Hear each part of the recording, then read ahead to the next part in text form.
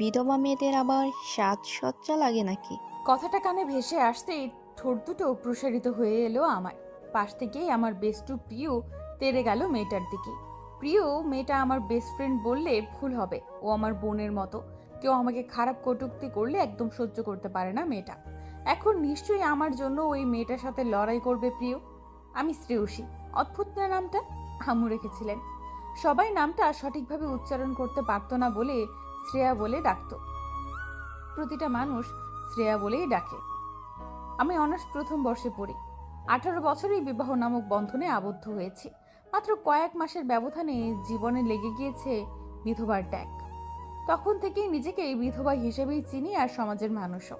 স্বামী মারা যাওয়ার পর শ্বশুর বাড়িতে ঠাঁই হয়নি আমার। বরের ভাই ভাবিরা বের করে দিয়েছেন আমার। বৃদ্ধা শাশুড়ি পেরে ওঠেননি তাদের সাথে। স্বামী হারা হয়ে যখন বাবার বাড়ির দরজায় দাঁড়িয়েছে, সৎমা জায়গা দেয়নি বাড়িতে। কারণ বিধবা মেয়ে ঘরে রাখলে নাকি ছোট মেয়েকে বিয়ে দিতে পারবেন না। সেখানেও জায়গা হয় না আমার। কি অদ্ভুত না জীবনটা! বিধবা কি আমি শখ করে হয়েছি? কোনো মেয়ে কি বিধবা হয়ে থাকতে চায়? কেন আমায় বিধবা অপয়া বলে আখ্যায়িত করা হয়? বিয়ের কয়েক মাসেই স্বামী মারা যাওয়ার পেছনে আমার হাত ছিল, তবুও সমাজের দৃষ্টিতে আমি অপয়া। কিছুক্ষণ আগে প্রিয় আমাকে নবীন বরণের শাড়ি পরার কথা বলেছিল। তখনই ফিহা আমাকে সেই কথাটা বলে উঠল। তোমাদের আবার কিসের সাজসজ্জা? ঠান্ডা আবহাওয়া। বৃষ্টি শেষ হওয়ার পর শীতল এই আবহাওয়া খুব পছন্দ আমার। কারো সাথে অহেতুক তর্কে জড়াতে ভালো লাগে। আমি যা, মানুষ তো তাই বলবে। প্রিয়র হাতটা টেনে ক্লাসরুম থেকে বের হয়ে এলাম আমি। এই মুহূর্তে ভীষণ ইচ্ছে করছে আমি বৃষ্টির শেষে শীতলতম আবহাওয়াটা উপভোগ করতে। এটাতে তো কারো বাধা থাকবে না। বাহিরে আসতেই আমার হাতটা ছাড়িয়ে ফুঁসে উঠল প্রিয়। মেয়েটা ভীষণ কিউট, একটু গুলুগুলু গালের, গায়ের রং ফর্সা। গাল ফুলিয়ে যখন তাকায় আরো কিউট লাগে মেয়েটাকে। যে ছেলে এই কিউট মেয়েটার স্বামী হবে, নিঃসন্দেহে সে অনেক লাকি হবে। হালকা হেসে প্রিয়র গালটা টেনে দিলাম আমি। এই লুকে তোকে ভীষণ কিউট লাগছে প্রিয় বেব। তুই এমন কেন শ্রেয়া? একটু প্রতিবাদও কি তুই করতে পারতি না? সব ক্ষেত্রেই তো অনেক প্রতিবাদী হয়ে উঠিস, তবে এই ক্ষেত্রে কেন ভেজা বিড়াল হয়ে যাস? যা সত্যি তাই তো বলবে প্রিয়। সত্য তো এটাই, আমি বিধবা। এতে কাউকে জবাব দেওয়ার কি আছে বল? তুই বিধবা, কিন্তু তাই বলে এই না যে জীবনে এগিয়ে যাওয়া যায় না। আর তোর শরীরে কি কোথাও লেখা আছে তুই বিধবা? নেই তো। আর এটাও কোথাও লেখা নেই যে তুই সাজতে পারবি না অথবা জীবনে এগিয়ে যেতে পারবি না। বাদ দে প্রিয়, এটা নিয়ে এত বাড়াবাড়ির প্রয়োজন নেই দোস্ত। অবশ্যই আছে, তোর পুরোটা জীবন পড়ে আছে শ্রেয়া। সৎ মায়ের কারণে কম বয়সে বিয়ে নামক বন্ধনে জড়িয়েছিস। তোর স্বামী মারা গিয়েছে, এতেও তো তোর হাত নেই। বরং এমন স্বামী মরে গিয়েছে, তাতেই ভালো হয়েছে। প্রিয়র কথায় থমকে উঠলাম আমি। এমনটা বলতে পারিস না তুই প্রিয়। উনি যেমনই ছিলেন আমার স্বামী ছিলেন। ঠিক আছে, বললাম না, কিন্তু তুই এখন কারো বউ না। আর তোকে কেউ বিধবা অপয়া এসব বলার অধিকারও নেই। তুই শুধু শ্রেয়সী। ঠিক আছে, কারোরই অধিকার নেই। আর কেউ যদি বলেই, তবে আমার প্রিয় তো আছে তাকে শাসানোর জন্য। আমার কথাই হেসে দিল প্রিয়। আমার হাতটা ধরে, জীবনে সব সময় হাসি খুশি থাকবি দোস্ত। তোর হাসিটা ভীষণ সুন্দর। এত সুন্দর কেন তুই? হয়েছে, আর মাখন লাগাতে হবে না ম্যাম। সেই সকালে টিউশন করে বেরিয়েছে, এখনো পেটে কিছু পড়েনি। ওমা, সে কি? চল ক্যান্টিনে যাই। না, তুই তো জানিস ক্যান্টিনে বসে খেতে ভালো। ঠিক আছে, এখানে অপেক্ষা কর, এক্ষুনি আস। ঠিক আছে। প্রিয় যেতেই এক সাইডে দাঁড়িয়ে পড়লাম আমি। বৃষ্টি হবার কারণে কাদা জমে আছে। মাথার ঘোমটা আর একটু টেনে দিলাম। হঠাৎই একটা গাড়ি প্রচন্ড বেগে গেল, আর কাদা এসে ছিটকে পড়লো শ্রেয়ার গায়ে। কাদায় মাখা মাখা, মেজাজ গরম হয়ে গেল আমার। ক্যাম্পাসে এইভাবে গাড়ি চালানোর সাহস কার আছে? কতটা বেয়াদব হলে এমন একটা কাজ করতে পারে? গাড়িটার দিকে এগিয়ে গাড়ির দরজা খুলে বের হয়ে এলো একটা ছেলে। সাদা শার্ট, হালকা চাপ দাড়ি, চোখে সানগ্লাস, ফর্সা চেহারা সুদর্শন ছেলেটাকে দেখে এক মুহূর্তের জন্য থমকে গেলাম।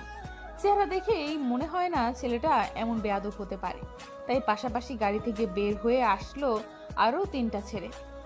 ছেলেটার দিকে এগিয়ে গেলাম আমি। অবশ্যই তাকে বলা উচিত তার এত স্পিডে গাড়ি চালানোর অন্যের জন্য কতটা ক্ষতিকর।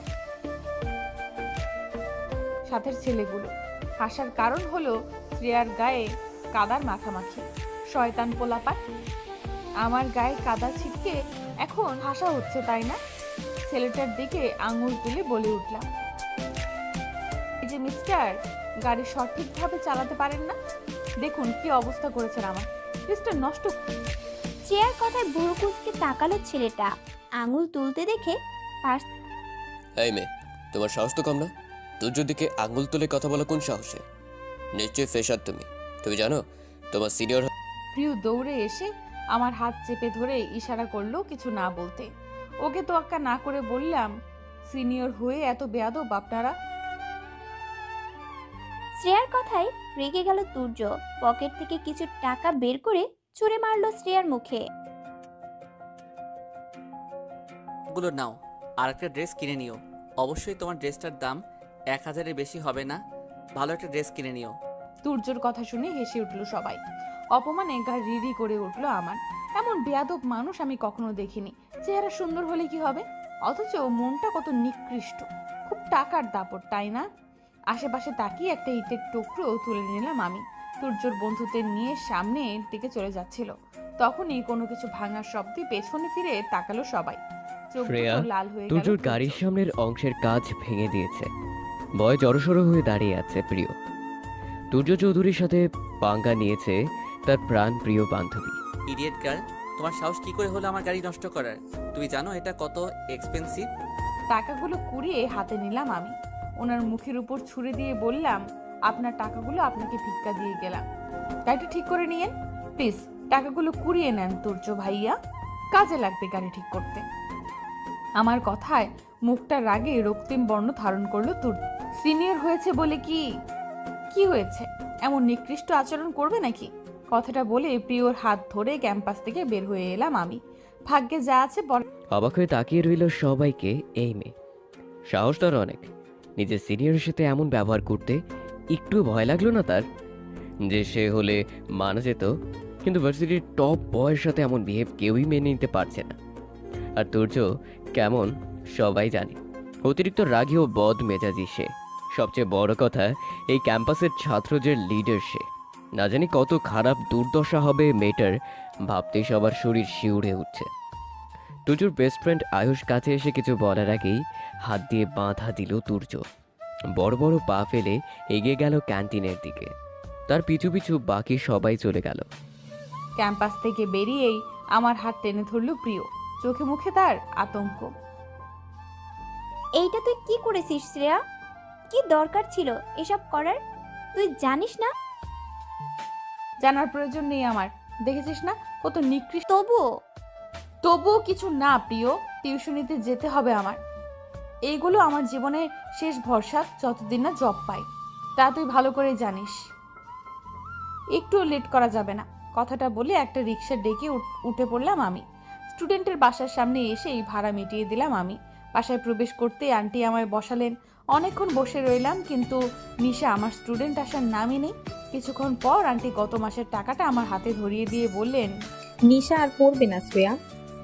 আন্টির কথা শুনে মনে হলো আকাশটা ভেঙে পড়লো আমার মাথা। একটা টিউশনি কোথায় খুঁজবো আমি? কিভাবে চলবো? বাসা ভাড়া কিভাবে দেব ভেবে এই কান্না পাচ্ছে আমার। বিনয়ের স্বরে বলে উঠলাম, কেন আন্টি, নিশার কোনো প্রবলেম হয়েছে? আন্টি মাথা নিচু করে বললেন, না, নিশা অন্য কারো কাছে পড়বে। আসলে আমার শাশুড়ি তোমায় পছন্দ করে না। তিনি চান না তুমি এই বাসায় আসো। তার মনে হয় তুমি অপয়া। আন্টির কথা শেষ করার আগেই বের হয়ে এলাম আমি। রাস্তার ধারে বসে কান্নায় ভেঙে পড়লাম।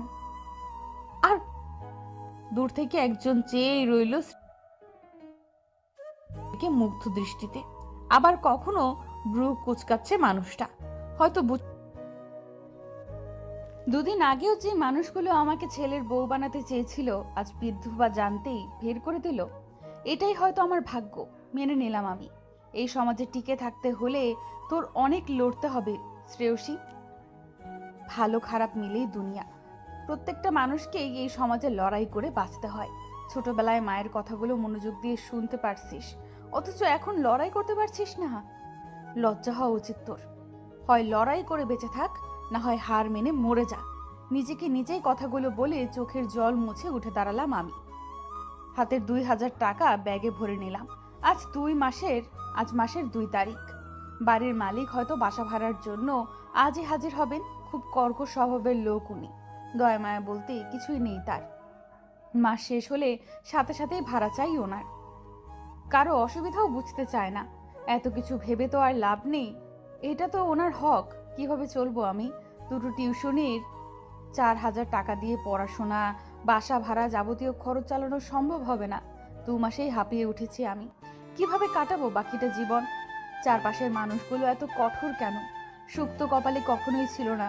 বাঁচার জন্য কত লড়তে হচ্ছে। কথাগুলো ভেবেই হাঁটা ধরলাম ফুটপাত ধরে। উদ্দেশ্য বাসায় যাওয়া। রিক্সা নিয়ে আর 1 টাকাও খরচ করতে চাই না। বিলাসিতা একদম যায় না আমার সাথে, কারণ শ্রেয়াকে চলে যেতে দেখে দূর থেকে দৃষ্টি নিবদ্ধ মানুষটাও গাড়ি শ্রেয়া, রীতি আপুর কথায় তার দিকে ফিরে তাকালাম আমি। রীতি আপু আর আমি একসাথেই থাকি এই বাসায়। উনি আমার আপন কেউ না, তবুও মেয়েটা আমার খুব কাছের হয়ে উঠেছে এই 2 মাসে। প্রিয়র বড় আপুর ফ্রেন্ড হয় উনি। সেই সুবাদে ওনার সাথে এখানে থাকা আমার। ঋতু আপুর ফ্যামিলির অবস্থা ভালো না। পরিবারের খরচ তাকেই চালাতে হয়। ছোট্ট একটা কোম্পানিতে জব করেন উনি। দুজনে মিলে ভাড়া দেই বাসায়। ব্যাগ থেকে 3000 টাকা বের করে ওনার হাতে দিয়ে বললাম, বাড়িওয়ালা বা ওনার ছেলে যেই আসুক ভাড়াটা দিয়ে দিও আপু। যদি ওনার ছেলে আসে তবে বলবে আমি বাসায় নেই, টিউশনিতে গেছি। তুমি তো জানোই ওই ছেলে কেমন। আমি বলে দিব, কিন্তু এভাবে কয়দিন শ্রেয়া? আজ আমি সহ থাকি, তাই তুমি কিছুটা সাহস নিয়ে থাকতে পারো। যদি কখনো আমি না থাকি তবে একা কিভাবে থাকবে? আজ বাড়িওয়ালার মাতাল ছেলে পিছু নিয়েছে, কাল হয়তো অন্য কেউ নিবে। জীবনে তো প্রোটেকশন প্রয়োজন আছে, তাই না? এত সুন্দর একটা মেয়েকে সারাক্ষণ এভাবে মনমরা হয়ে থাকতে দেখে একদম ভালো লাগে না। দোয়া করব আল্লাহ যেন তোমার প্রোটেক্ট করার একজন মানুষ দেন, যে এই সুন্দরীকে আগলে রাখবে। রীতি আপুর কথায় একটু হাসলাম আমি।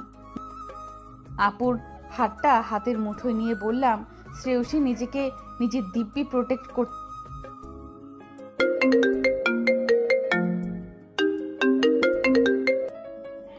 ফোনের শব্দে আপুর হাতটা ছেড়ে দিয়ে ব্যাগ থেকে মোবাইলটা হাতে নিয়ে দেখলাম প্রিয় কল দিয়েছে। উফ, বাসায় গিয়েছে 1 ঘন্টাও হবে না। পাগল মেয়ে বারবার ফোন দেওয়াও। কল রিসিভ করতেই প্রিয়র আতঙ্ক কণ্ঠ ভেসে আসলো। ভয় পেয়ে গেলাম আমি। কি হয়েছে প্রিয়? নুসাইবা আপুর কিছু হয়নি তো? বেবি ঠিক আছে? তাহলে এভাবে আতঙ্কিত হয়ে কথা বলছিস কেন? সবাই একদম ফিটফাট আছে, কিন্তু তুই কতক্ষণ ফিট থাকবি জানা নেই আমার। ভীষণ ভয় হচ্ছে শ্রেয়া, তোর কিছু হলে। প্রিয়র আবোল তাবোল কথায় মেজাজ খারাপ হতে লাগলো। বিরক্তি সুরে বললাম, উল্টাপাল্টা কথা কি বলছিস প্রিয়? আন্টি কি আজ তোকে মার দিছে নাকি? কোনো আকাম করে এসে আমায় ব্যবহার করে আন্টির থেকে বাসায় বাঁচার ফোন দিয়ে আটতেছিস? এমন কিছুই না, আমি খুব ভালো মেয়ে, তুই ভালো করেই জানিস। প্রিয় কখনো কোনো দোষ করে না। তাই না? যেটা বলার জন্য ফোন দিয়েছি শোন। আবারও আতঙ্ক কণ্ঠ। আচ্ছা বল, কি জন্য ফোন দিয়েছিস? তুর্য ভাইয়া তোকে ছাড়বে না শ্রেয়া। ওনার ক্ষমতা, জেদ, রাগ সম্পর্কে তোর কোনো আইডিয়াই নেই। সবচেয়ে বড় কথা, ভার্সিটির টিচারদের প্রিয় কার প্রিয় অপ্রিয় তার কিছু জানতে চাইছি আমি। আর তুর্যকে, ক্যাম্পাসের ওই বেয়াদব ছেলেটা। চুপ শ্রেয়া, আর এমন বলবি না। তোকে কিভাবে বাঁচাব? যতই টপ সব হোক, বেয়াদব ছেলে উনি। আর আমার জন্য টেনশন করতে হবে না তোর। উনি বাঘ না ভাল্লুকও না। আজ এরা কথা বলার জন্য ফোন দিয়ে আমার সময় নষ্ট করছিস কেন? খেয়ে দে। তুই তো কিছু জানিস না। আমাদের ডিপার্টমেন্টের মিহি থেকে খবর পেয়েছি। আমরা চলে আসার পর তুর্য ভাইয়া রেগে আবার ওই বেয়াদব বদমেজাজি ছেলের নাম নিচ্ছিস? ফোন রাখছি। প্লিজ দোস্ত, পুরো কথা শোন। আমি তো তোর ভালোই চাই, তাই না কলিজা? হয়েছে, এত প্যাচাল না করে তাড়াতাড়ি বল প্লিজ।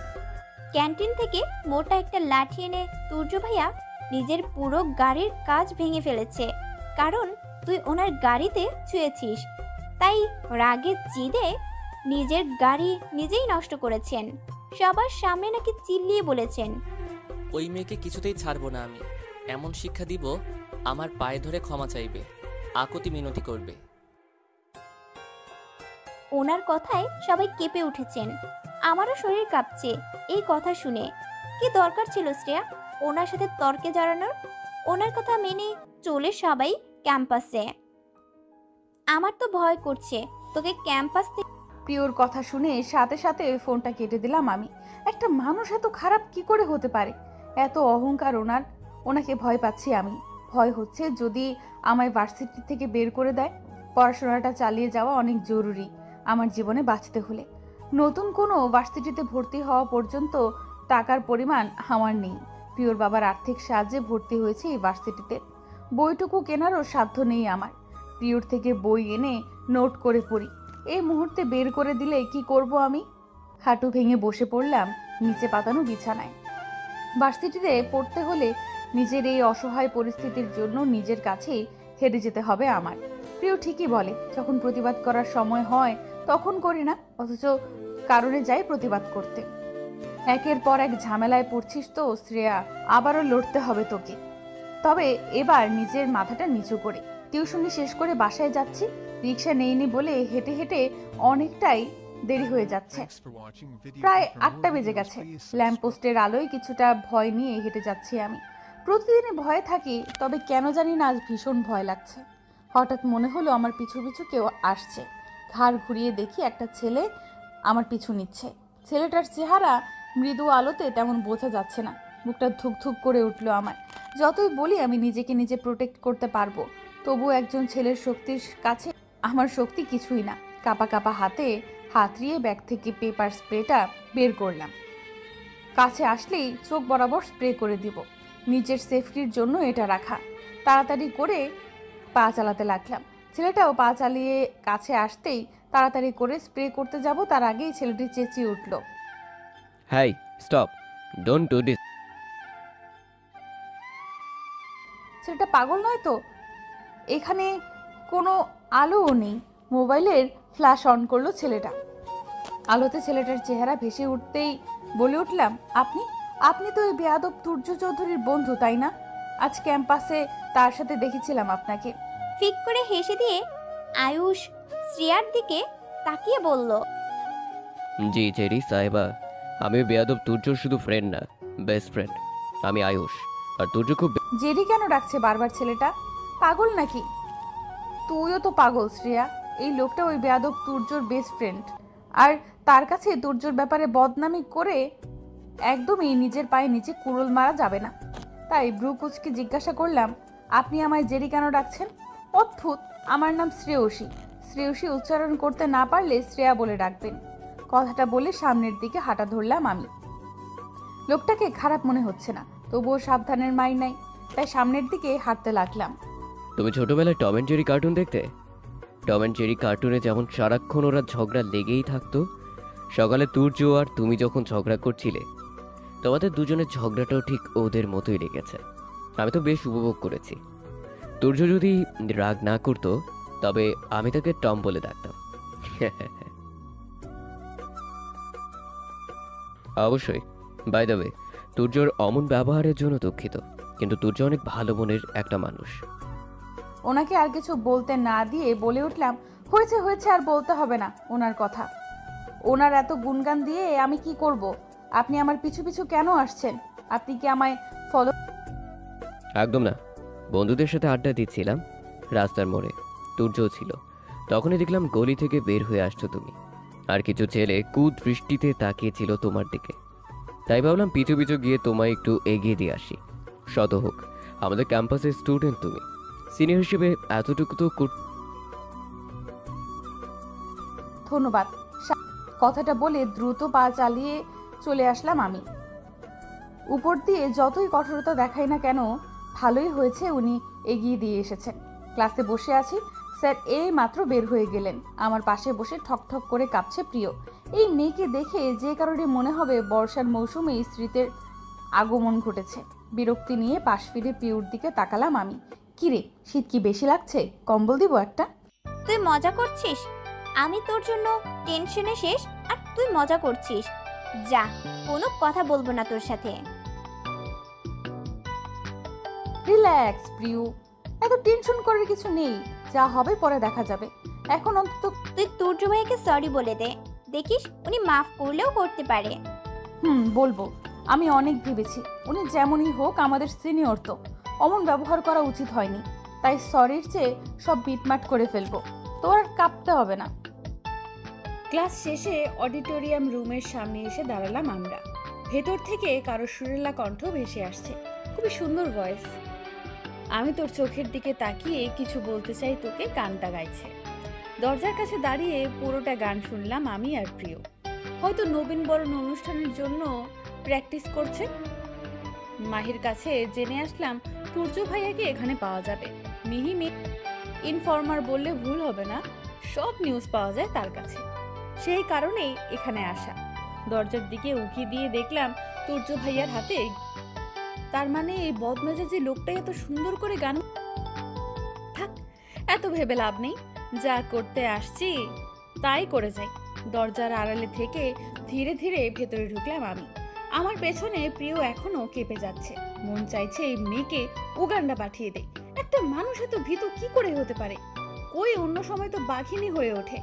ভেতরে ঢুকে দেখলাম আয়ুষ ভাইয়া, তুর্য ভাইয়া, কালকের বাকি দুটো ছেলে আর দুটো মেয়েও আছে। হয়তো মেয়ে দুটো তাদের ফ্রেন্ড। শ্রেয়াকে দেখেই গিটারটা রেখে উঠে দাঁড়ালো তুর্য রাগী কর। What? আমি এক নিঃশ্বাসে বললাম,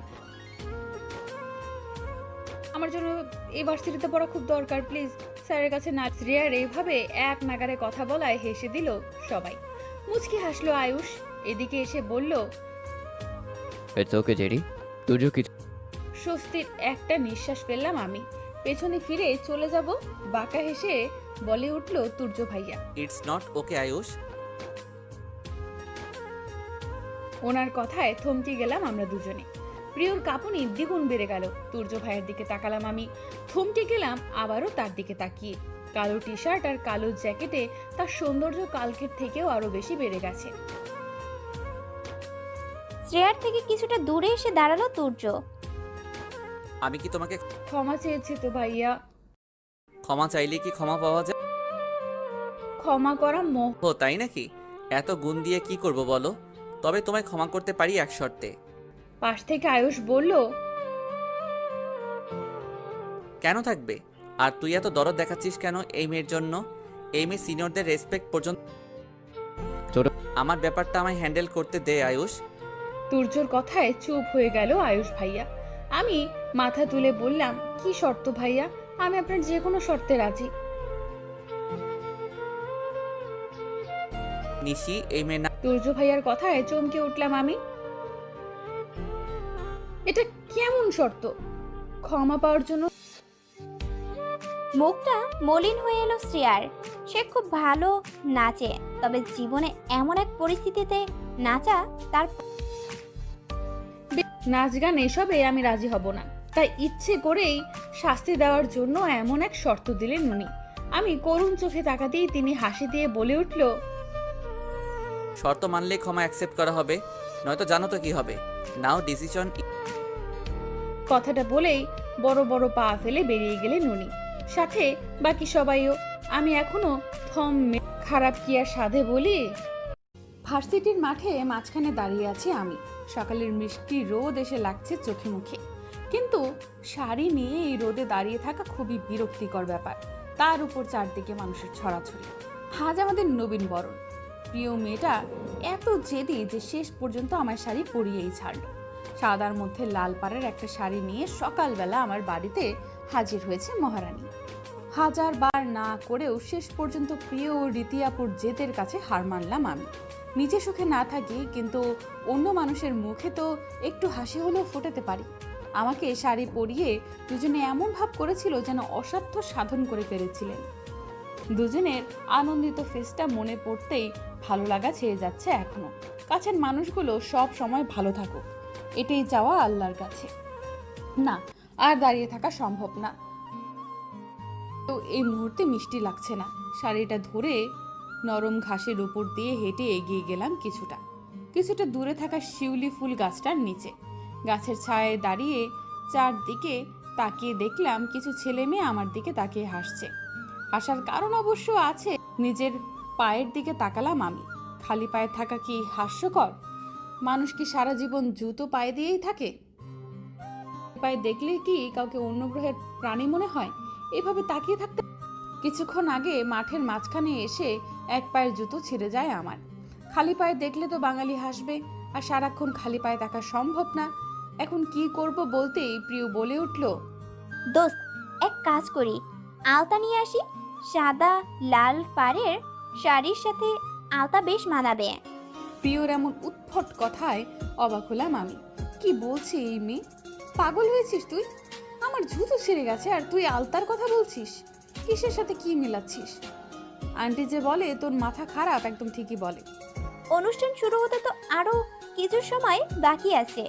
দোস্ত, তুই 5 মিনিট দাঁড়া, আমি 10 মিনিটে আসতেছি। কথাটা বলেই প্রিয় তার শাড়ি আঁকড়ে ধরে কিছুটা দৌড়ের মতো করে চলে গেল। উফ, পাগল মনে হয় এই মেয়ে। কি করব এখন আমি? একটু দাঁড়াই, দেখি আসে কিনা। গাছের ছায়ায় ভালোই লাগছে। কিছুটা বাতাস এসে গাছ হয়ে যাচ্ছে। খোলা চুলগুলো পিঠময় ছড়িয়ে আছে, এতে কিছুটা গরম অনুভব হচ্ছে। এইসব প্রিয়র কাণ্ড। মেয়েটা চুলগুলো পর্যন্ত বাঁধতে দিল না, দৌড়ে এসে প্রিয় আমার কাছে দাঁড়ালো, হাতে শপিং ব্যাগ। শুধু অবাক হলাম আমি। কিরে, হাতে কি? তোর জুতো। আমার জুতো মানে? আরে তোর জন্য জুতো এনেছি। কিছুটা দূরেই তো একটা শপিং মল আছে, ওইখান থেকে কিনে নিয়ে আসলাম। সারাদিন তো জুতো ছাড়া হাঁটা পসিবল না।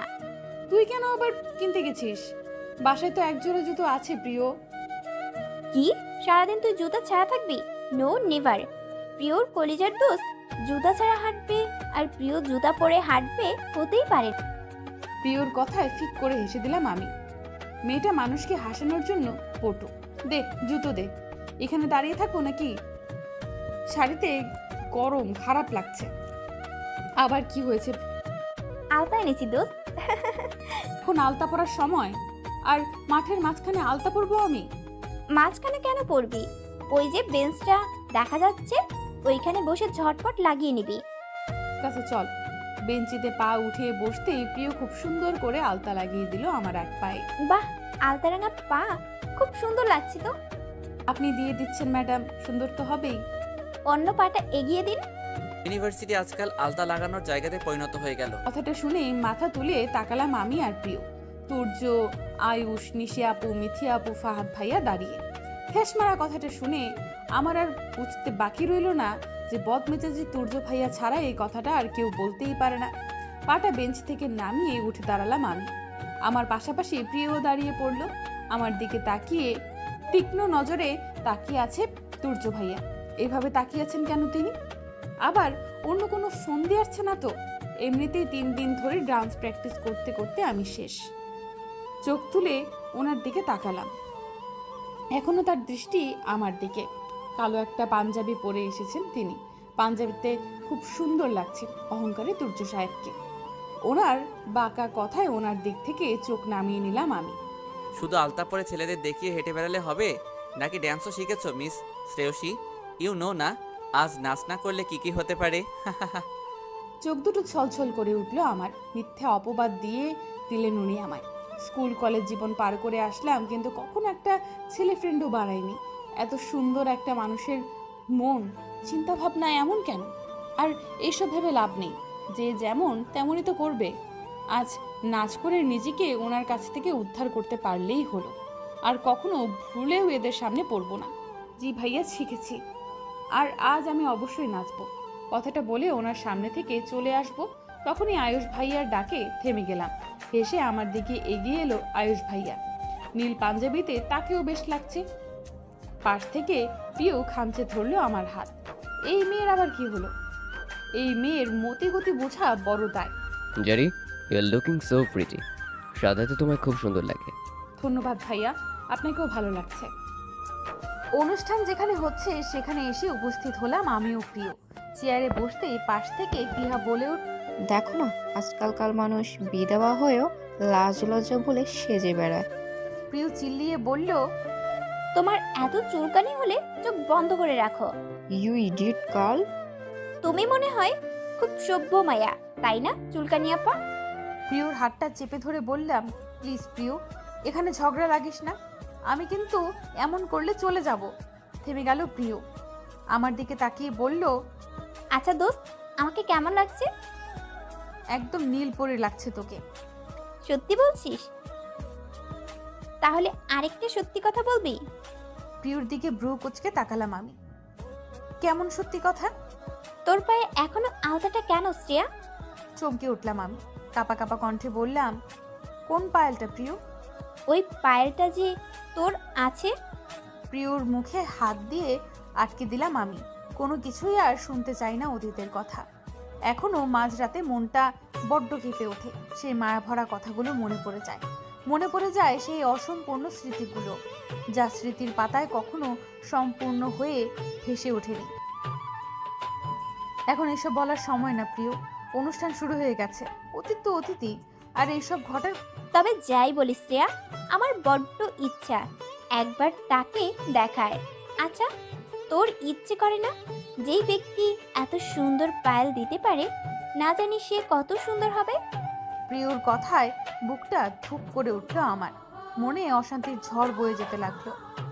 না, আর কোনোভাবেই সেই অতীত মনে করতে চাই না। স্মৃতির পাতায় থাকুক সে, বাস্তবে যেন আর কখনো দেখা না হয় তার সাথে। আবার কি শুরু করেছিস? আমি কিন্তু আচ্ছা সরি। অনুষ্ঠান শুরু হয়ে গেল। উপস্থাপন করছেন আয়ুষ ভাইয়া। কিছু কিছু মেয়ে তার দিকে চোখ বড় বড় করে চেয়ে রয়েছে। সিনিয়র আপুরা ফুল দিয়ে বরণ করে নিলেন আমাদের। একের পর এক বক্তব্য দেওয়া শেষ। এবার শুরু হবে সাংস্কৃতিক অনুষ্ঠান। সবাই খুব ভালো গাইছেন। তুর্য চৌধুরীর নাম অ্যানাউন্সমেন্ট করতেই সব মেয়েরা নিজেদের মেকআপ ঠিক করতে লাগলো। মনে হয় কোনো রকস্টার আসছে। উফ, ঢং দেখলে বাঁচি না। অ্যাটিটিউড নিয়ে স্টেজে এলেন তিনি। মুচকি হেসে সবাইকে রিল্যাক্স হতে বললেন। রিল্যাক্স গাইস, আজকের গানটা খুব স্পেশাল। আশা করি সবাই মনোযোগ দিয়ে শুনবেন। This song is dedicate for someone. একজন চিল্লিয়ে বলে উঠলেন, সেই মানুষটা কে ভাইয়া? তিনি মুচকি হেসে জবাব, হয়তো এখানে উপস্থিত কেউ। ওনার কথায় হাততালি দিলেন সবাই। বাহ, ওনার আবার বিশেষ কেউ আছে? যেই মেয়ে ওনার বিশেষ কেউ, নিশ্চিত কপাল পড়েছে তার। হঠাৎই আমার দিকে তাকিয়ে তিনি গাইতে শুরু করলেন। কি করে তোকে রাখবো ধরে, বল না তুই আমায়, কত ভালোবাসা কত সুখে ভাষা, কেন সবই বদলে যায়, ও কি করে তোকে রাখবো ধরে, বল না তুই আমায়। পুরো গানটা গাওয়ার সময় উনি এক দৃষ্টিতে তাকিয়েছিলেন আমার দিকে। ওনার এই মোহময় দৃষ্টিতে কেমন যেন হারিয়ে যাচ্ছি আমি। এ কোন তুর্য, অন্যরকম লাগছে ওনাকে। মনে হচ্ছিল গানটা আমার জন্যই গাওয়া। এত উনি সবার করতালিতে সম্মতি ফিরে আসলো আমার। পাগল হয়ে গেছি আমি। উনি কেন আমার জন্য গাইতে যাবেন? উনি তো ওনার স্পেশাল মানুষটার জন্য গিয়েছেন। এখন নাচের পালা। 5 নম্বরে আমার সিরিয়াল আসবে। 3টা নাচ শেষ। শাড়িটা কেমন যেন লাগছে। নাচের আগে একবার ঠিক করে নিলেই ভালো হবে। প্রিয়কে জানিয়ে পা বাড়ালাম ক্লাসরুমের দিকে। আচমকা আমার হাত ধরে খুব শক্ত করে টান দিলেন কেউ। আমি হুমড়ি খেয়ে পড়তে গিয়েও বেঁচে গেলাম। রুমটা পুরো অন্ধকার। মনে হচ্ছে বহুদিন দরজা জানালা কিছুই খোলা হয় না। বাহিরের ঝাপসা আলোয় পেছনে ফিরে দেখতে যাব, তার আগেই পেছন থেকে আমার চোখ দুটো বেঁধে দিল কেউ। হাত দিয়ে সরাতে যাব পেছন থেকে, হাত দুটো মুচড়ে ধরে দেওয়ালে ঠেসে দাঁড় করালো আমায়। হাতের ব্যথায় মৃদু আওয়াজ করে উঠলাম। ভয় হচ্ছে খুব বেশি। কাপা কাপা স্বরে প্রশ্ন করলাম, কে আপনি? তখনই আমার কানের কাছে লো ভয়েসে কেউ বলে উঠল, হস, একদম চুপ। হৃৎপিণ্ড প্রচন্ড বেগে স্পন্দিত হতে লাগলো। মানুষটা আমার একদম কাছে, উপলব্ধি করতে পারছি আমি। তার স্লো ভয়েসে সারা শরীরে শিহরণ বয়ে যাচ্ছে। আবারও কানের কাছে মুখ নিয়ে বললেন, শাড়ি ঠিক করে পরতে পারো না শুভ্রপরি? পড়তে যখন পারো না তাহলে শরীরে শাড়ি রাখার কি দরকার, খুলেই ফেলি। আটকে উঠলাম আমি। সত্যিই আবার খুলে ফেলবে না তো? প্লিজ। ঠোঁট দুটো তো কারো স্পর্শ পেয়ে কেঁপে উঠলাম। অসমাপ্ত রয়ে গেল মুখের কথা। স্পর্শ আস্তে আস্তে গভীর হতে লাগলো। ঠোঁট দুটো সামনে উপস্থিত থাকা মানুষটা দখল করে নিল। হাত ছাড়ানোর চেষ্টা করছি বারবার, কিন্তু বরাবরই ব্যর্থ হচ্ছি। ঠোঁটে ওনার ছোঁয়া বেড়েই চলেছে। আমার দু চোখ বেয়ে জল গড়িয়ে পড়তে লাগলো। কি এমন করছে আমার সাথে? সাথে সাথেই কোমরে স্পর্শ পেলাম ওই মানুষটার। এত জোরে খামচে ধরেছে, মনে হচ্ছে নখ বিঁধে যাবে। ঠোঁট সরিয়ে গলায় মুখ ডুবালো লোকটা। ঘন ঘন নিঃশ্বাস ফেলছি আমি। সেই মানুষটার গরম উত্তপ্ত নিঃশ্বাসও গলায় পড়ছে। কোমরে অসহ্য যন্ত্রণা, চোখের জল ক্রমশ বেড়েই যাচ্ছে। বাহির থেকে ভেসে আসছে আমার নাম নাচের জন্য। তুমি নাচবে না শুভ্র পরি, কারণ নজরই তোমার উপর পড়তে দিব না আমি। কত বড় সাহস! তোমার কোমর দেখিয়ে শাড়ি পরছিলে, একদম মেরে ফেলবো তোমায়। কোমরের এই অসহ্য যন্ত্রণাটা তোমার শাস্তি। পরের বার শাস্তিটা হয়তো আরো কঠোর হবে। কানের কাছে স্লো ভয়েসে কথাগুলো বললেন অচেনা মানুষটা। মুখের কাছে আর কারো গরম নিঃশ্বাস এসে পড়ছে না। হঠাৎই অনুভব করলাম আর কারো অস্তিত্ব টের পাচ্ছি না। বাঁধন খুলে চোখ মেলে সামনে তাকিয়ে দেখলাম কেউ নেই। হাঁটু ভেঙে ফ্লোরে বসে পড়লাম আমি। হৃৎপিণ্ডে ঝড় এখনো বয়ে যেতে লাগলো। অসহায় লাগছে নিজেকে অনেক। চোখের সামনে ভেসে উঠলো পুরনো সেই স্মৃতি। তুর্য ভাইয়ের সামনে দাঁড়িয়ে আছি। হৃদয় কম্পিত হচ্ছে প্রচন্ড বেগে। যতই বলি না কেন ভয় পাই না, কিন্তু ওনাকে দেখলে অন্যরকম ভয় করে আমার। হৃদয়ের কম্পন বেড়ে যায় দ্বিগুণ। গলা শুকিয়ে কাঠ হয়ে যাচ্ছে। আশ্চর্য তো, প্রথম যেদিন ওনার সাথে দেখা হয়েছে তখন তো এত ভয় হয়নি। সময়ের সাথে সাথে এমন কেন হচ্ছে? কেন না চাইতেই জমে বরফ হয়ে যায় ওনার সামনে? কই, অন্য কারো ক্ষেত্রে তো এমন ভয় লাগে না, বরং সাহস বেড়ে যায়। কেমন যেন রাগে চোখে তাকিয়ে আছেন আমার দিকে। মনে হচ্ছে এই বুঝি এক্ষুনি খুন করে গুম করে ফেলবেন আমায়। ভয়ে ঢোক গিললাম আমি। একা একা নিজেকে যুদ্ধে পরাজিত সৈনিক মনে হচ্ছে, যার গর্দান নিভে শত্রুপক্ষ। ওনার সব ফ্রেন্ডরা ও এক দৃষ্টিতে আমার দিকে তাকিয়ে আছে। আমাকে কি সার্কাসের জোকার মনে হচ্ছে? সবাই এভাবে তাকিয়ে আছে কেন? তুর্য ভাইয়ার রাগী লুক এবং বাকি সবার এক দৃষ্টিতে তাকিয়ে থাকায় ভয় ও অস্বস্তি দুটোই চেপে ধরলো আমায়। প্রিয় থাকলে আজ নিজেকে কিছুটা হলেও সাহসী মনে হতো। তোর কি বলছি, ওই মেয়ে তো আরেক ভিতর ডিম। চারদিকে একবার চোখ ঘুরিয়ে দেখলাম আয়ুষ ভাইয়া নেই। হয়তো উনি এখনো আসেনি।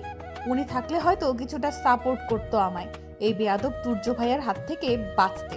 প্রিয় নুসাইবা আপুর বাসায় গেছে, তাই আজ আমি একাই এলাম ভার্সিটিতে। নীল জর্জেটের ওড়নাটা ভালো করে জড়িয়ে নিলাম মাথায়।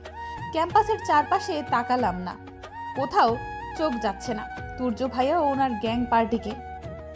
মনে হলো অনেক বড় ঝামেলা থেকে বেঁচে গেলাম, কারণ কালকের অনুষ্ঠান বন্ধ রুমে ওই ঘটনা ঘটার পর আর কারোর সামনে যাইনি আমি। সোজা বেরিয়ে গিয়েছিলাম ভার্সিটি থেকে। রাতে প্রিয় অনেকবার জানতে চাইলেও বলতে পারিনি আমি যে কেন নাচিনি, আর কেনই বা ওকে না বলে বাসায় চলে গেলাম।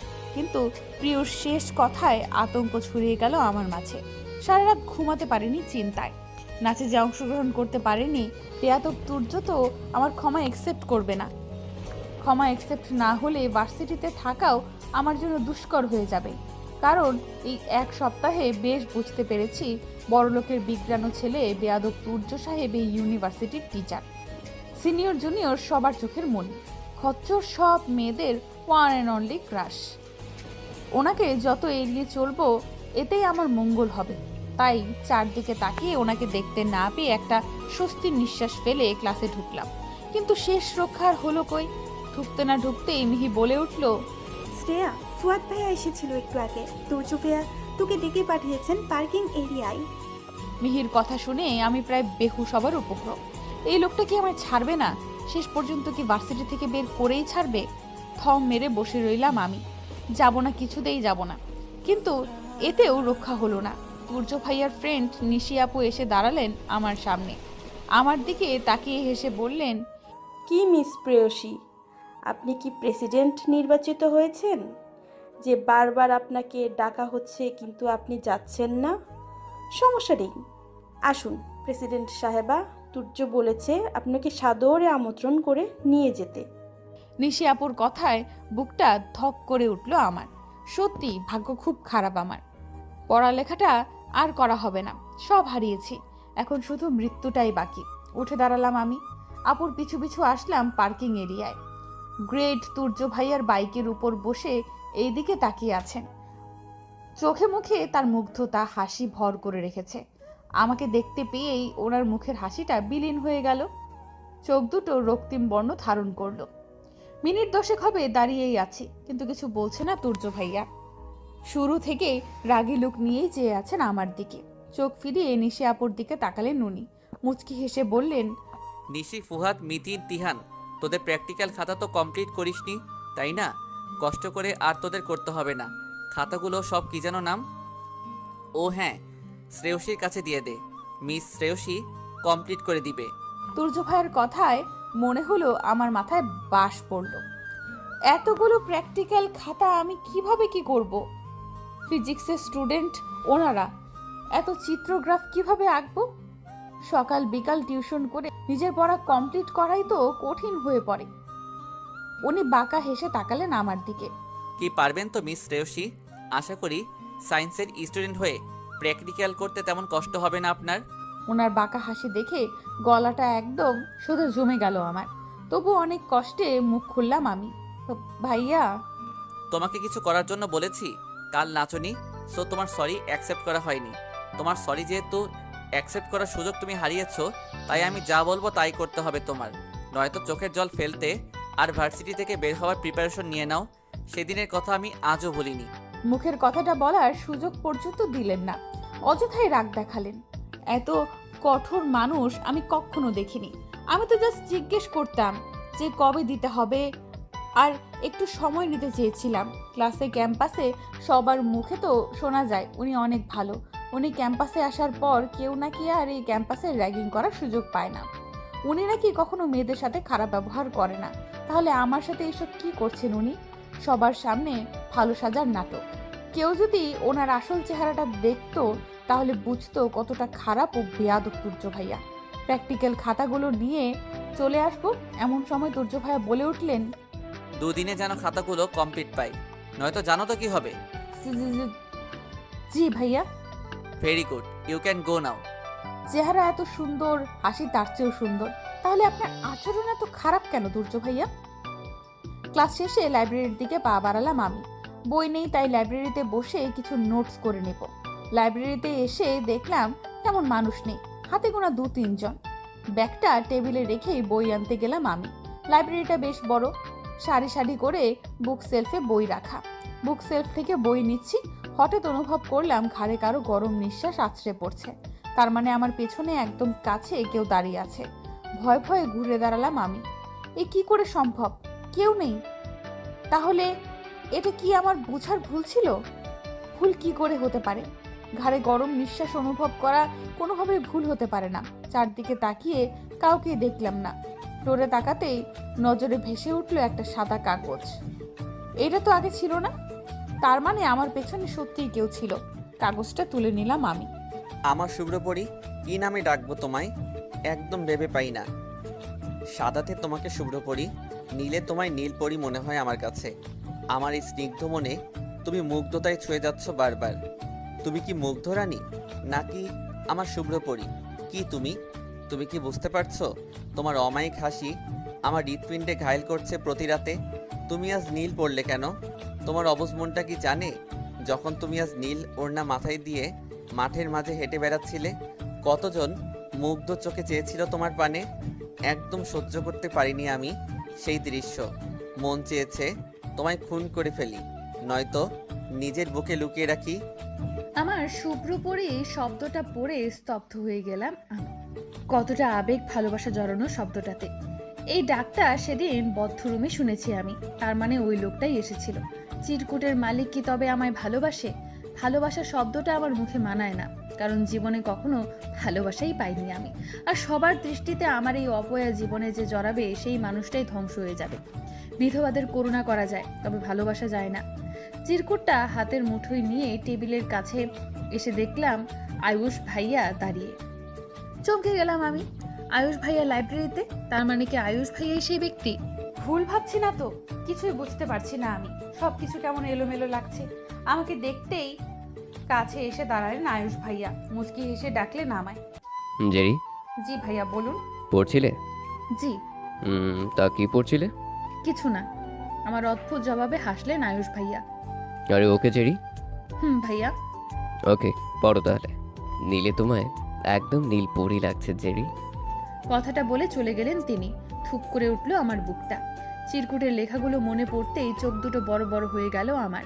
আয়ুষ ভাইয়া আমায় নীল করে বলল, না না, এভাবে কাউকে সন্দেহ করতে পারি না আমি। টেবিলের উপর নজর পড়তেই দেখলাম প্র্যাকটিক্যাল খাতাগুলো নেই, ব্যাগেও নেই। কোথায় গেল খাতাগুলো? এখন ওনাদের খাতা আমি কিভাবে দেব?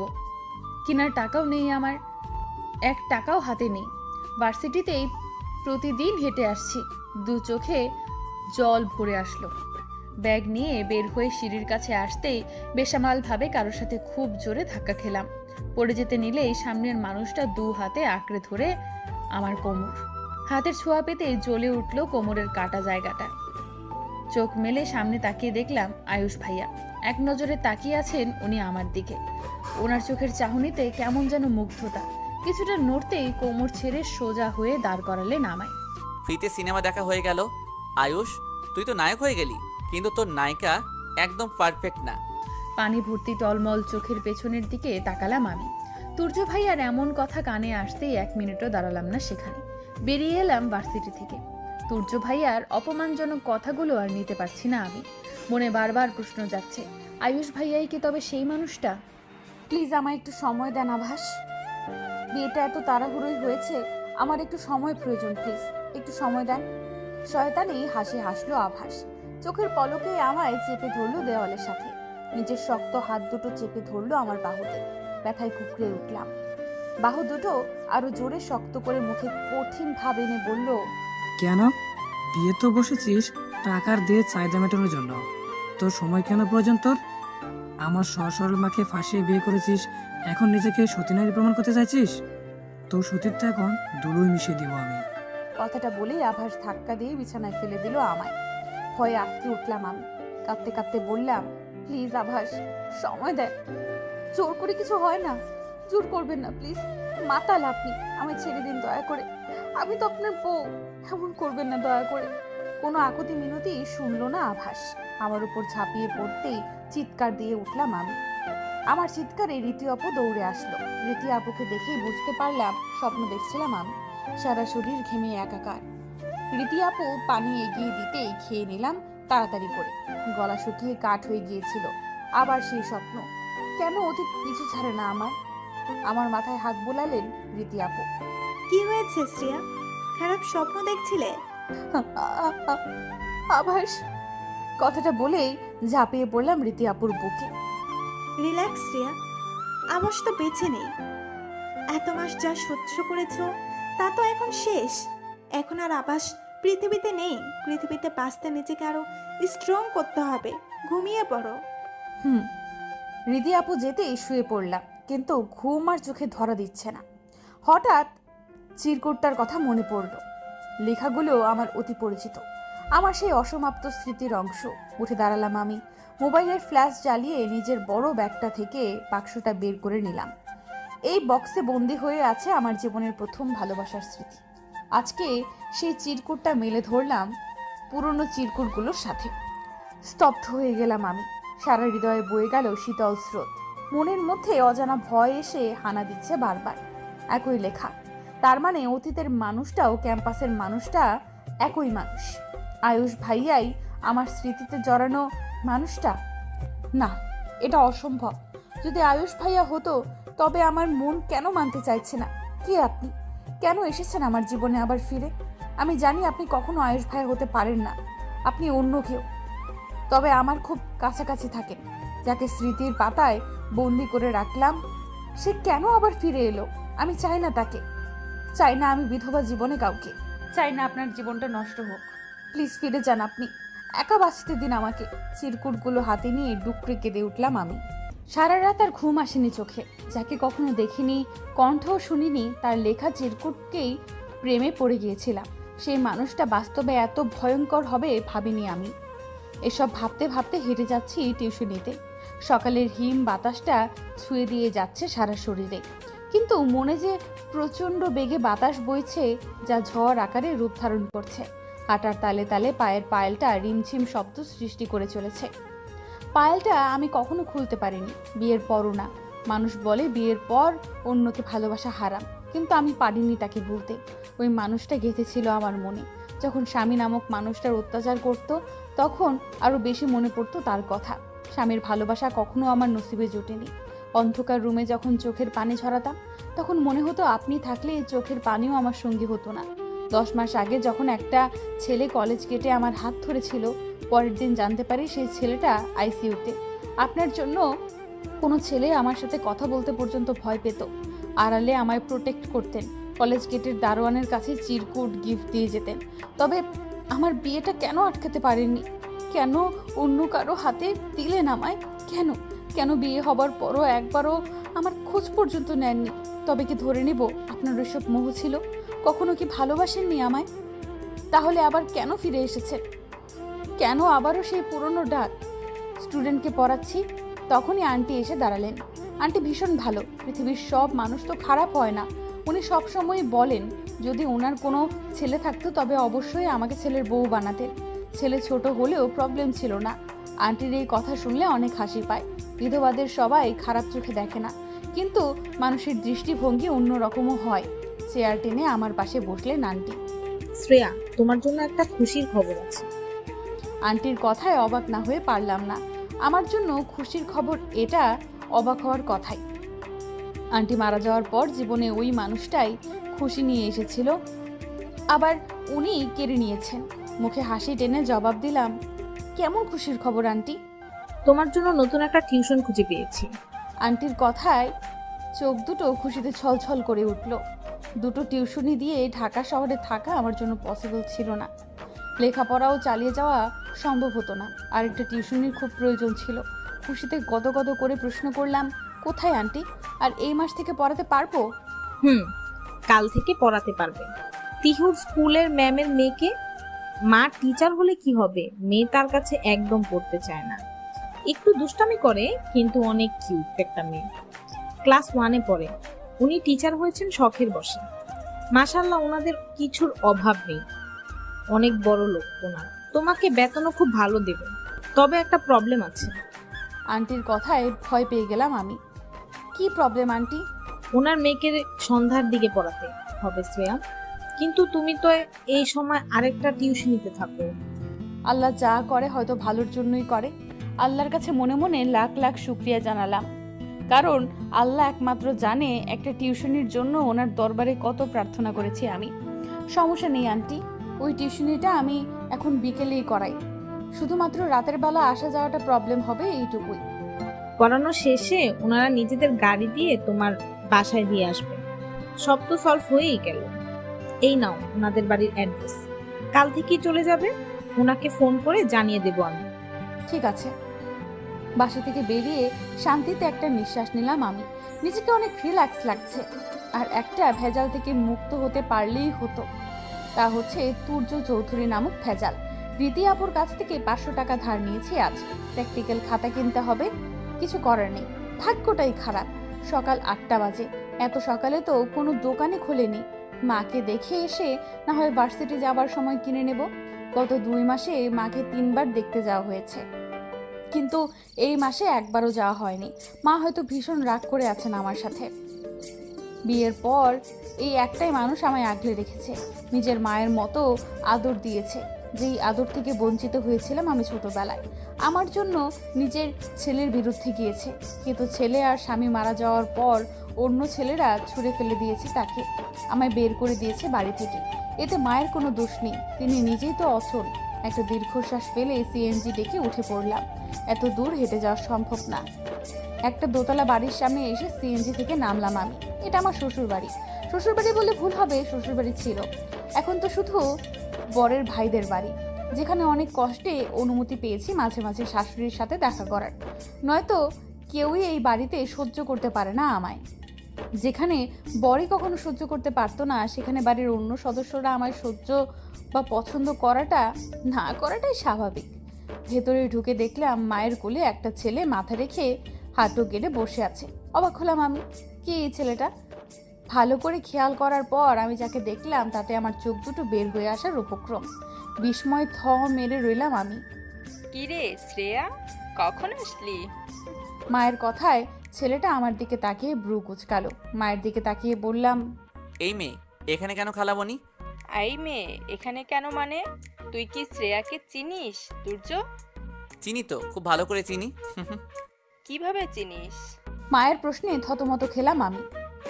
এই লোক যা খারাপ, আবার ভার্সিটির সব কাণ্ড বলে দেবে না তো? এখন তো ওনার প্রতিশোধ নেওয়ার ভালো সুযোগ পেয়েছেন। আমার দিকে তাকিয়ে মুচকি হাসলেন তিনি। ওই তো খালামণি ভার্সিটিতে। ওনাকে বলার সুযোগ না দিয়ে দৌড়ে মায়ের কাছে গিয়ে বসলাম। তাড়াহুড়ো করে বলে উঠলাম, মা, আপনার শরীর ঠিক আছে? ওষুধ খেয়েছেন আপনি? হ্যাঁ খেয়েছি রে মা। আচ্ছা তুর্য, তুই বল, তুই শ্রেয়াকে কিভাবে চিনিস? আমাদের ভার্সিটিতে পড়ে, সেখান থেকে চিনি। খুব ভালো মেয়ে খালামণি। তা ও এখানে কেন, আর তোমাকে মা ডাকছে কেন? উনি সত্যিটা বলেননি। বাহ, এত ভালো কবে থেকে হলেন উনি? মা আবার আমার ব্যাপারে বলে দিবে না তো? যা সত্য তাই তো বলবেই। কিন্তু এইসব সহ্য করতে পারবো না আমি।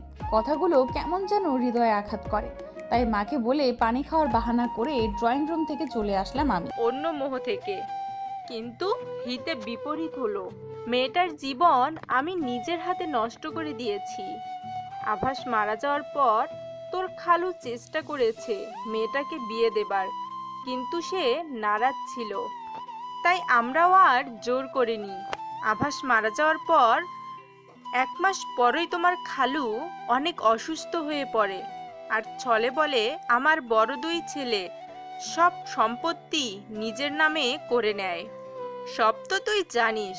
আভাসের বাবা মারা যাওয়ার পর ওরা শ্রেয়াকে বিধবা অপয়া বলে বের করে দেয় বাড়ি থেকে। আমার কোনো কথাই শোনেনি, আমায় কোনো মতে ফেলে রেখেছে হয়তো। আমি ওদের মা বিধায় নয়তো কবেই তো। কাঁদতে কাঁদতে কথাগুলো বললেন তিনি। মেয়েটার জন্য আমি কিছুই করতে পারিনি তুর্য। মেয়েটার জীবন আমি শেষ করে দিয়েছি। তুর্য কিছুই বলল না, শুধু চুপ করে শুনে গেল। আভাসের বড় ভাবির ডাকে খালাকে নিয়ে এগিয়ে গেলেন ড্রয়িং রুমে। উনি আভাসের খালাতো ভাই, অথচ একদম ভিন্ন আভাস থেকে। আর ওনাকে আমাদের বাড়িতে এবং আভাসের মৃত্যুর দিন কেন দেখিনি? বড় ভাইয়ের বউ রুম্পা ভাবি ওনাকে ডেকে ডাইনিং টেবিলে নিয়ে গেলেন। তুর্য চেয়ার টেনে খালাকে বসালেন। আরেকটা চেয়ার টেনে আমাদের দিকে ফিরে তাকালেন তুর্য ভাইয়া। ইশারা করে বললেন চেয়ারটাতে বসতে। থম মেরে গেলাম আমি। উনি আমাকে কেন ডাকছেন? উনি তো জানেন না ভাবিরা আমায় একদম সহ্য করতে পারেন না। তাদের সাথে ডাইনিংয়ে বসলে হয়তো আগুন লাগাইয়া দিতে পারেন। তাই তাড়াতাড়ি করে সামনের দিকে এগিয়ে বললাম, মা আমি আসছি, ভালো থাকবেন। কথাটা বলে যেই না সামনের দিকে পা বাড়াবো, তুর্য ভাইয়া গম্ভীর কণ্ঠে বললেন, তোমাকে কি যেতে বলা হয়েছে? দেখেছো খালা কেমন বেয়াদব মেয়ে? হ্যাঁ রে শ্রেয়া, নাস্তা করে যা, করে তারপর চলে যাস। তুর্য, ও তো ভার্সিটিতে যাবে, ওর সাথে না হয় চলে যাবি। ওকে কেন ডাকছো মা? সকালবেলা কি অপরা মেয়েকে দেখে সারাটা দিন মাটি করতে হবে? পাশ থেকে ভাবি বলে উঠলেন। ভাবির কথায় চোখ দিয়ে 1 ফোঁটা জল বেয়ে পড়ল। কেউ দেখার আগে চট করে মুছে নিলাম। হাসলেন তুর্য ভাইয়া। ভাবির দিকে তাকিয়ে বললেন, যদি অপয়া মেয়ের নজরে আপনার পেট খারাপ হয়ে যায়, সেটা কি ভালো হবে বলেন ভাবি? তার চেয়ে বরং ও আমাদের সাথে খেয়ে নিক। তুর্য ভাইয়ার এমন কথায় বুকটা হাহাকার করে উঠল আমার।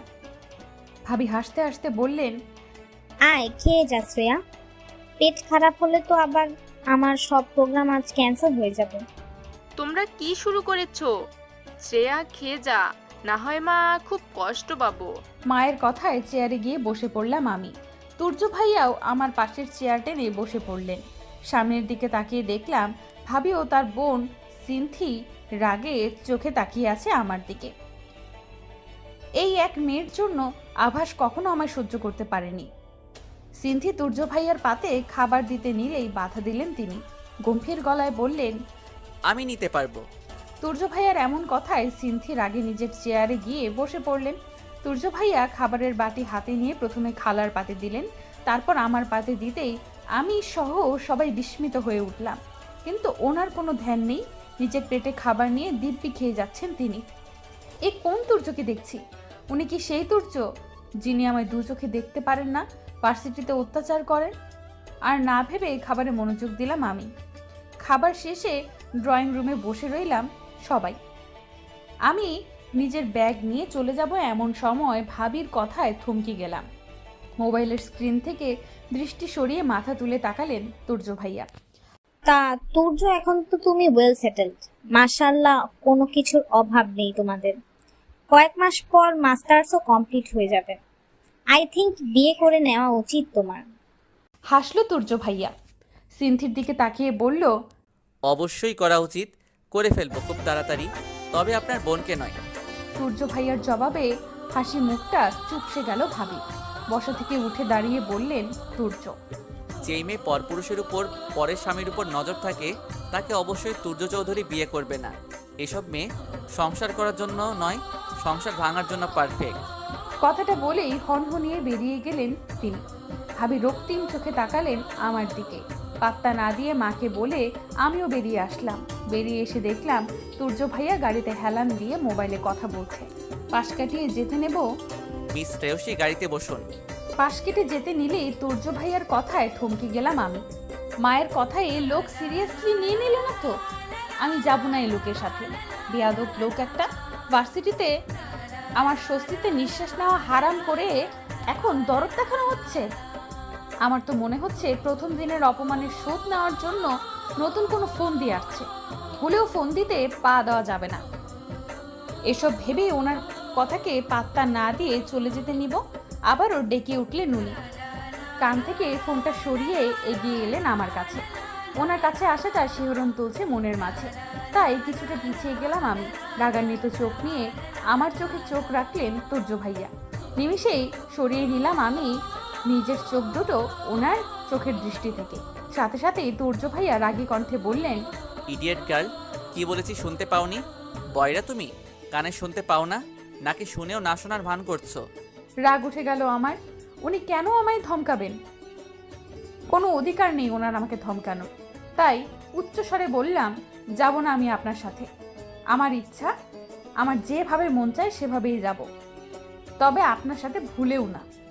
খালা আমাকে তোমাকে ভার্সিটিতে নিয়ে যাওয়ার রেসপন্সিবিলিটি দিয়েছে, সো এই মুহূর্তে তুমি আমার সাথেই যাবে। নো মোর ওয়ার্ডস। গাড়িতে গিয়ে বসো। আপনার সাথে যাব না আমি। সামনের দিকে পা বাড়াতেই হাতে কারো স্পর্শ পেয়ে থমকে গেলাম আমি। হৃৎপিণ্ডটা ছলকে উঠল তড়িৎ গতিতে, কেঁপে উঠল সারা শরীর। ধীরে ধীরে মাথা ঘুরিয়ে দেখলাম তুর্য ভাইয়া আমার হাতটা টেনে ধরে রেখেছে। চোখ দুটো রাগান্বিত। এত শক্ত করে ধরে রেখেছে যে টেনেও ছাড়িয়ে আনতে পারছি না।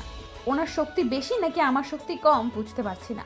কারো হাত এত শক্ত কেমন করে হয়? হঠাৎ আমার মনে হলো এই স্পর্শ আমি আগেও অনুভব করেছি। হয়তোবা আমার মনের ভুল। তুর্য ভাইয়া আমার হাত ধরে টেনে গাড়ির কাছে নিয়ে এলো। দৌড় খুলে বসতে ইশারা করলো আমায়। হাত ছাড়ানোর জন্য মোচড়াতে মোচড়াতে বলে উঠলাম, আপনি কোন সাহসে আমার হাত ধরেছেন? লিভ মাই হ্যান্ড, ছাড়ুন আমার হাত। আমার কথায় উনি আবারও শক্ত করে ধরলেন হাতটা। মনে হচ্ছে হাতের কবজির হাড্ডি ভেঙে গুড়িয়ে যাবে। এ কেমন অসভ্যতামি! উনি বড় বলে যা ইচ্ছা তাই করবে নাকি? রাগী স্বরে বলে উঠলাম, অসভ্যতামি করছেন আপনি তুর্য ভাইয়া, আমার হাত ছাড়ুন। বিধবা মেয়ের সাথে এমন আচরণ শোভা পায় না আপনার। আর এইটা আপনার ভার্সিটিও না, ভুলে যাবেন না সম্পর্কে আমি আপনার ভাবি হই। কথাটা বলতে দেরি, কিন্তু গালে থাপ্পড়টা পড়তে দেরি হয়নি। গালে হাত দিয়ে কেঁদে দিলাম। ভীষণ ব্যথা করছে গালটা। কিছু বলতে নিব তার আগেই আগুনের গোলকের মতো আমার দিকে তেড়ে এলেন তুর্য ভাইয়া। চোখে মুখে রাগ স্পষ্ট, মুখটা লাল হয়ে গেছে একদম। আমার দিকে তেড়ে আসতেই গাড়ির সাথে একদম সেটে দাঁড়ালাম আমি। ওনার এত কাছে আসাটা হৃদস্পন্দন বাড়িয়ে দিচ্ছে দ্বিগুণ, যা একদম ঠিক না আমার জন্য। রাগী চোখে আমার দিকে তাকিয়ে